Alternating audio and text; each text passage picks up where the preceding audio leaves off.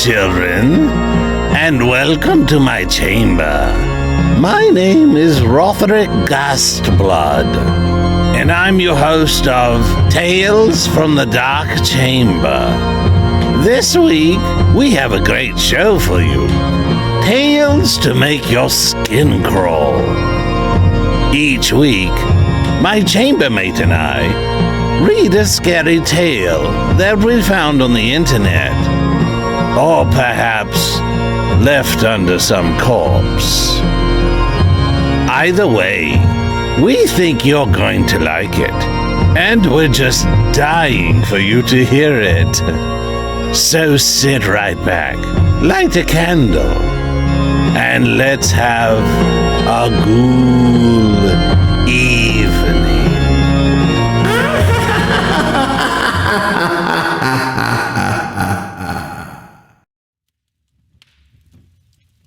Hey, Rotherick, dude, do you mind cleaning up the kitchen after making your infamous head cheese? The place is starting to reek. Sensitive lately, aren't we, Woody? Why, don't you just love the smell of rotting meat? No, it's rather repulsive. Did you even bother to refrigerate that gastric abomination you made, or is it festering into a rancid pile of fetid and putrid compost? Actually, I did refrigerate it. It's quite tasty, compared to the linguine and scallops you made last week. Linguine and scallops I made when? What linguine and Oh, wait.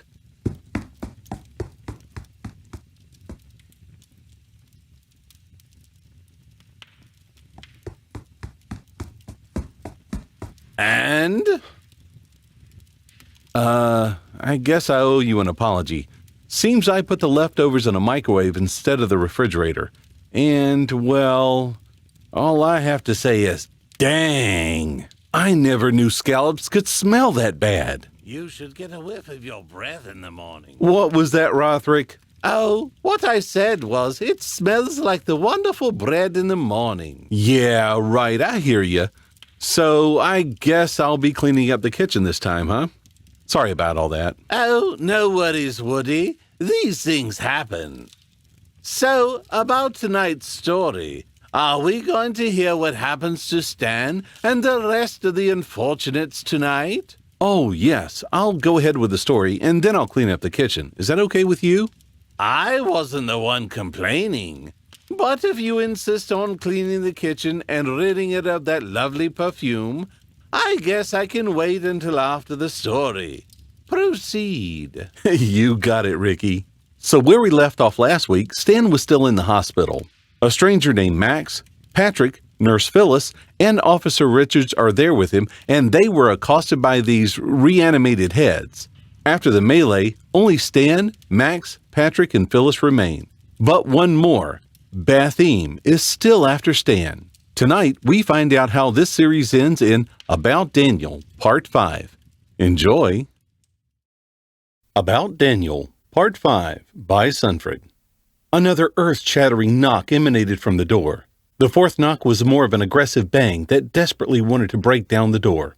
From then, a hailstorm of bangs assaulted the door as it shook enough to cause an icy ball to form in my stomach. What the hell? Patrick muttered under his breath. Phyllis walked away from her corner and stood next to my bed. Whatever or whomever was on the other side of the door was now in multitudes. The loud knocking began to spread. The walls, the windows, the ceiling, and ground began to convulse as multiple bangs came from all angles of my room. It was so strange how I couldn't see anyone at the window, but I could definitely hear and see the glass tremble from being pounded aggressively. The light began to wildly flicker again. I jumped back into my bed, cradling my crucifix and revolver I took from Officer Richards' remains. I kept the Colt trained at the door because I had a feeling that was where the main danger was going to come from. Patrick, who I had never really seen freaked out, had his eyes darting around the room, probably thinking of what to do. Okay, listen up, he finally said. I still have a little bit of holy water left. I will pour some on the door. You two pick up all this confetti and place it all on the windows and the walls. Understand? He had to scream all those instructions because the knocking all around us had reached ear-bursting volumes. Phyllis and I set out on the task we were given, while Patrick sprinkled holy water on the door that seemed not to have long before it breaks down. When we were done, I shouted, "Are you sure this is going to work?" "It has to. If it doesn't, we are royally screwed," Patrick loudly replied. To all our relief, the knocking stopped. Besides the noise of the still flickering fluorescent light, nothing else made a sound. Somehow, that made me more terrified than before. We all briefly looked at each other, wondering what to do next. I realized Patrick was about to say something, but another sound interrupted him. Heavy thuds, like something running on metal, resonated from the air vents. It sounded like overweight raccoons were playing a game of tag in the vents.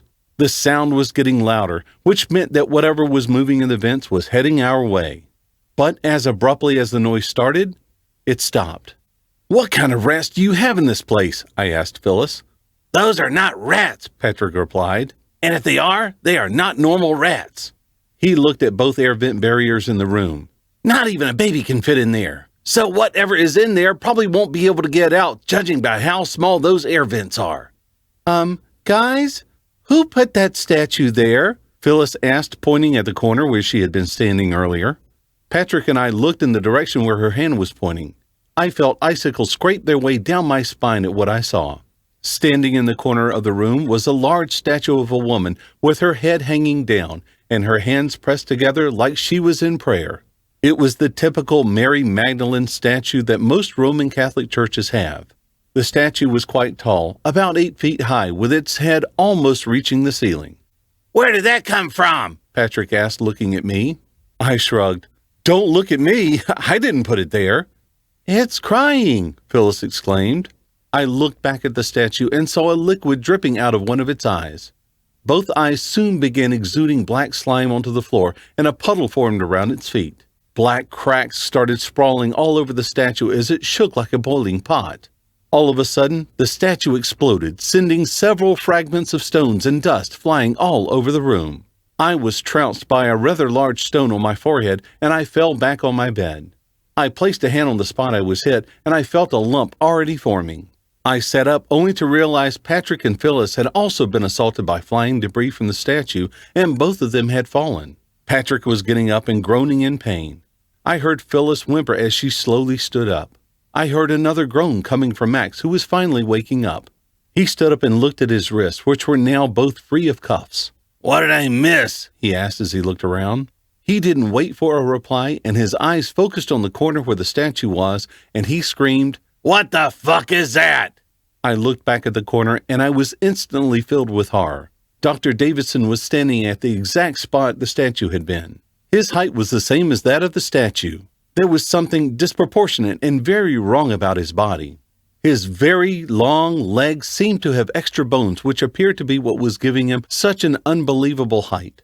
His waist was curved to the right while his knees were bending to the left. He was thinner than the last time I saw him. His chest was popped forward, whilst his stomach was crooked backwards. His white coat and scrubs were soaked with black slime. His previously handsome face was now replaced by a hideous swollen head, with several depressions and bumps all over. It was like his face was reacting to an allergy. His mouth hung open as a mixture of saliva and slime drooled on the floor. He floundered forward with the gait of a typical zombie. His bones made loud snapping sounds as he moved. Due to his height, his head knocked on the still flickering fluorescent light. The light went out, leaving us in the darkness with this creature. I could hear the doctor's heavy footsteps stomping towards my bed. His crepitating bones were very loud as he toddled in my direction. I heard Patrick scream, and then the sound of something or someone hitting the wall with a loud thud. Thankfully, Phyllis took out her phone and illuminated the room with a torch. Dr. Davidson was standing right in front of her. She screamed before the doctor pushed her against the wall. Phyllis flew into the wall and dropped her phone on the ground. The phone fell in such a way that the torch was still able to light up the room. I saw the doctor climb up on my bed and crawl towards me on all four. One bullet right between the eyes was enough to make the doctor fly off my bed and slam into the door. He banged his spindly arms to the ground and heaved up to his feet. This time, he jogged towards my bed. He was crouching to avoid hitting the fluorescent light again. I shot 4 more bullets, and although they impeded him, they didn't stop him. He hopped on top of my bed and lifted one of his arms for a strike. Then I heard a swooshing sound. The doctor and I turned towards the source of the noise. Patrick was spinning his sword like karate chopsticks. Waves of water were still distilling from the spinning sword and raining on the doctor. He screamed and jumped off my bed. I thought he was going to attack Patrick, but he didn't. He ran back into his corner and cowered on the floor. Patrick kept sending water waves to the winced doctor. Dr. Davidson screamed as the sounds of crackling bones echoed from his body. White flames eventually lit up in his eyes and he passed out. I noticed his fallen body had turned back to normal. He no longer looked like an anorexic ogre with physical disabilities as he lay in the puddle of black slime. "What the fuck was that?" Max screamed as he stood up from below my bed where he was hiding. "What is this black slime all over the place? Oh my God, those bones are... Is that the policeman?" "You need to calm down, man," Patrick said. "Don't tell me to calm down. All this is crazy. Did you guys give me some kind of drug? Damn it, I need a cigarette," Max said as he marched towards the door. Patrick grabbed his arm and said, "Don't open that damn door. Get your hands off me, pal." "He's right. Don't open the door," Phyllis begged as she stood up with her phone in her hand. "I don't take orders from you," Max said as he pulled his hand away from Patrick. When he reached the door, there was yet another foot-stomping sound coming from the vents.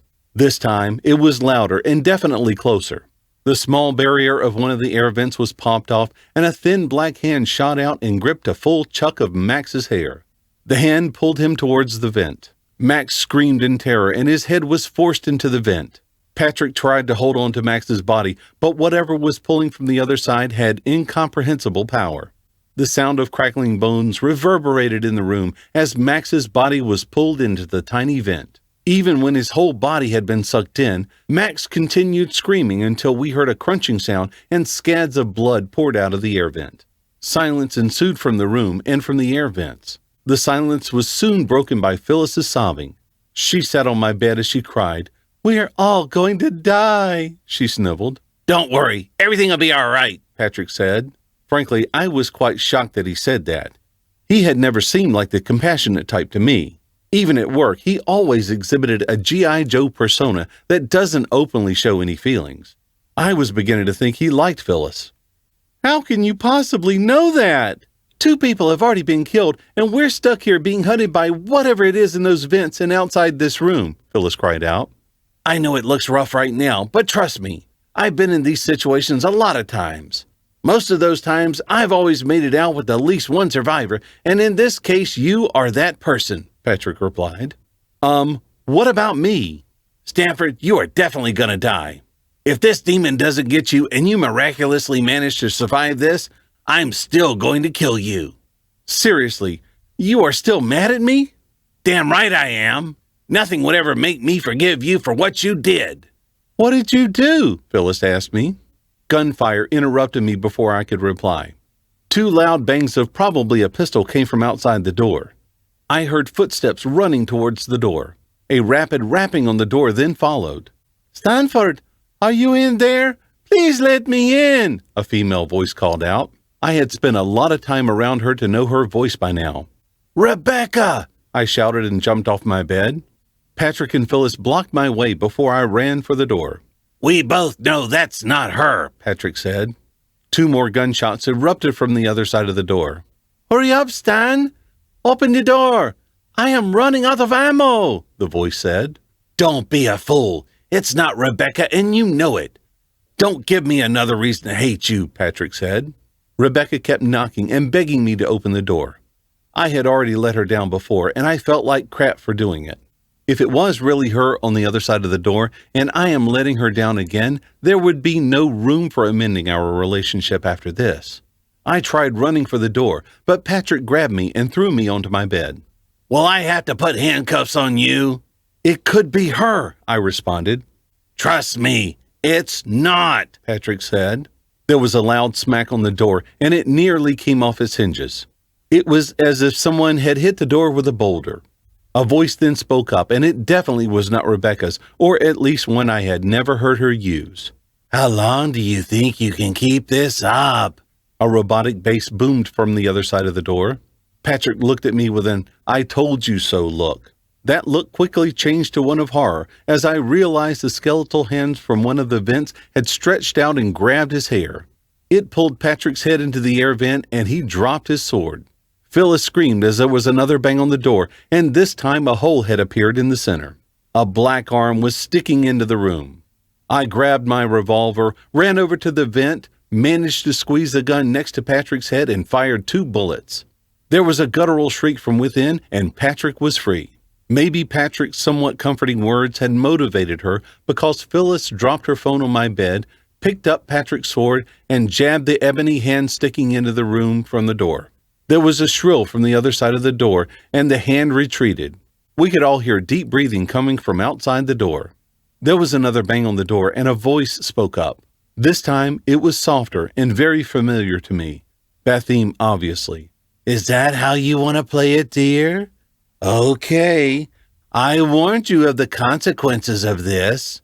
Here is something to let you know I'm very serious." Something flew through the hole of the door, and it landed right in the puddle of vomit and slime on the floor. Phyllis took her phone and shined on the object.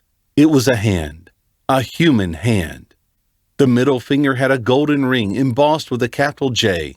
That was what made me know whose hand it was. The hand's long, dirty fingernails made me more certain that the hand had belonged to none other than Joseph. My stomach felt like it was being constricted with barbed wire, and I stared at the hand in disbelief. "He doesn't have a lot of time. If you would just let me in your body, I can—" Patrick didn't let the demon finish because he snatched his sword from Phyllis and stuck it through the door hole. From the screams the demon made, it was obvious Patrick hit his mark. We heard footsteps scurry away from the door as the demon cursed at us. "Whose hand is that?" Phyllis asked. "Joseph," I dryly replied.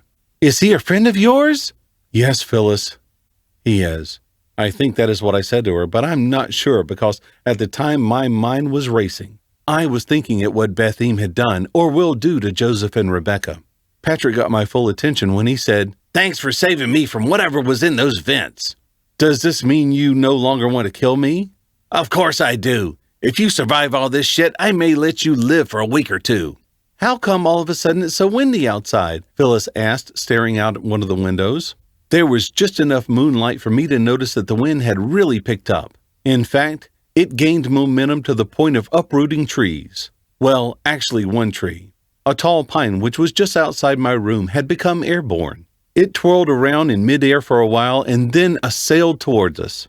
"Get down!" Patrick screamed. Almost immediately, one of the windows was smashed open as the tree planted itself in my room. Its long trunk went on to burst open the door. Its branches and leaves were scattered everywhere. Patrick, Phyllis, and I had hid under the bed for cover. When we stood up, we became aware of the roses snaking through the window.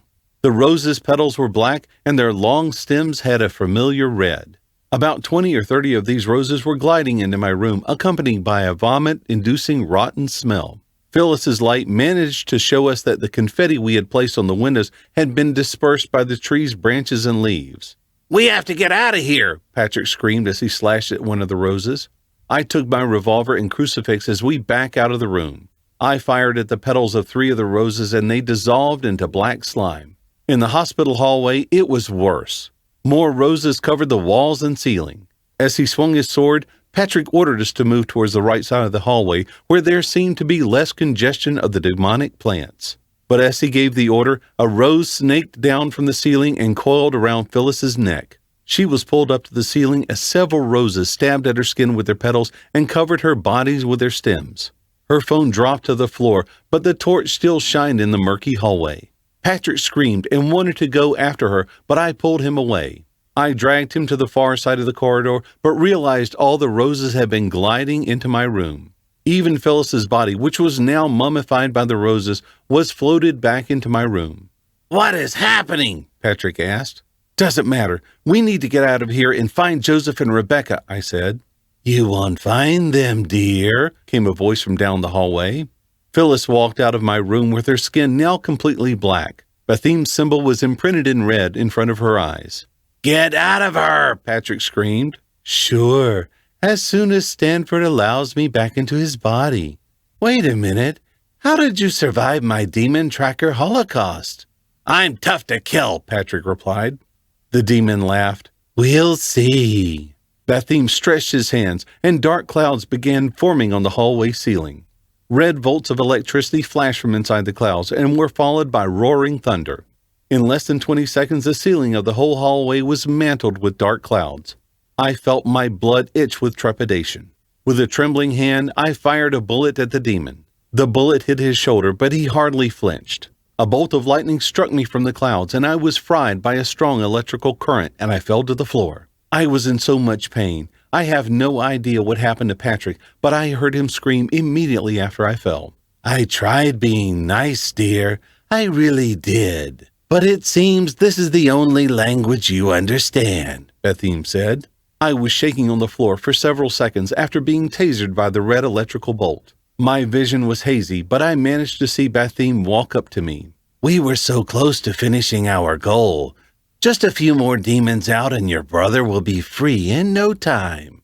I saw an arrow land on the floor right in front of the demon. The arrow's vein sprinkled out water that made the demon scream in pain and step back. 4 more arrows landed on the floor around the demon, then they all watered out a liquid that brought the demon great discomfort.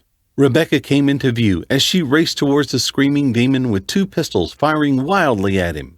With steam emanating from all over his body, Bathym managed to kick away the arrows around him and smack the pistols out of Rebecca's hands. He grabbed her by the throat and lifted her in the air.